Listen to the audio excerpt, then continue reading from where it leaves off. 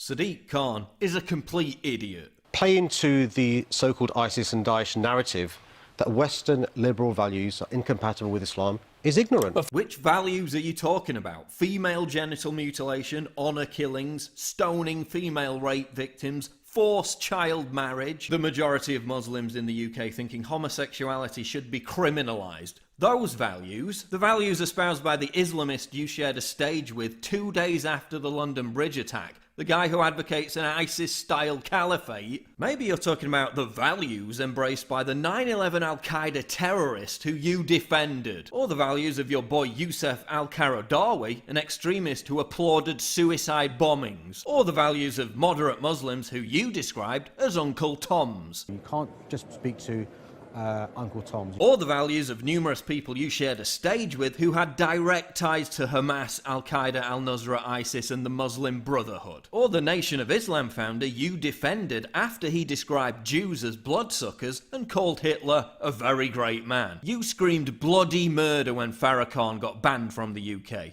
Yet you want to ban Donald Trump's state visit simply because he called you out on your bullshit. We're letting jihadists who go to Syria to fight for ISIS back into the country, and yet you want to stop the President of the United States when your values include making terrorism part and parcel of living in a major city. Those aren't values I'm willing to tolerate. What solutions has Khan offered to stop terrorism? Nothing. He's out today complaining about Islamophobia again. There were 14 more racist incidents recorded yesterday than the average. What? Mean tweets? Who cares? People are having their throats cut open, kids are having their limbs blown apart, and you're more concerned about mean tweets. 3 attacks in 3 months, and they've arrested more hate criminals than actual terrorists. How many of those arrested are Muslim hate preachers who radicalise terrorists? None. We've got hundreds of ex-ISIS fighters roaming the streets, which you complain you don't have the resources to track. Oh, but you're ruthlessly competent when it comes to finding people who cause offence on social media. The Met Police says they don't have the budget to monitor these terrorists, yet they have plenty of time and energy to lecture us all about hate crime on Twitter. This cretin was on a TV documentary called The Jihadis Next Door, unfurling an ISIS flag. This one told police he was going to be a terrorist. This one's still at large. The black flag of Islam will one day fly high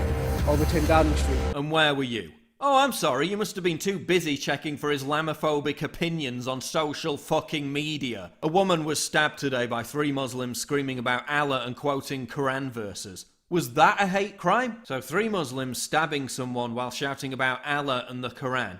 And what was the Met's response?